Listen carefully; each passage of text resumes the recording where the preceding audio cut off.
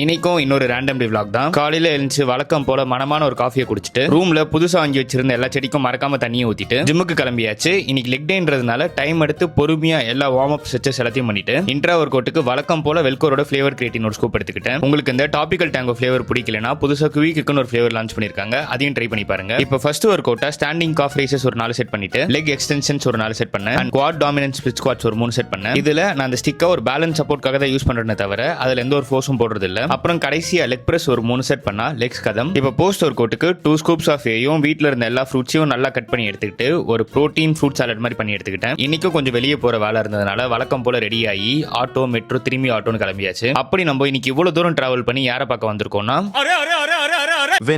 நம்ம நியூட்ரிஷன் நண்பருக்கு ஒரு ஷூட். ஸோ அவருக்கு அசஸ் பண்றதுக்காக அந்த ஷூட்டுக்கு போயாச்சு. லிட்டரலா அந்த ஷூட் முடியவே 3 to 4 hours ஆனதுனால அங்கேயே ஒரு டீயை குடிச்சிட்டு லாஸ்ட் மெட்ரோ பிடிச்சி வீட்டுக்கு வந்துட்டு ஃபைனல் மீலுக்கு சிக்கன் சப்பாத்தி சாப்பிட்டுட்டு வீக்கெண்டுன்றதுனால ஒரு அருமையான படத்தை பார்த்துட்டு தூங்க போறதுக்கு முன்னாடி வழக்கம் போல ஹேஷ்தனால் மோடுக்கு மாறியாச்சு. நாளைக்கு இன்னொரு ரேண்டம் டே vlogல வந்து உங்களை சந்திக்கிறேன்.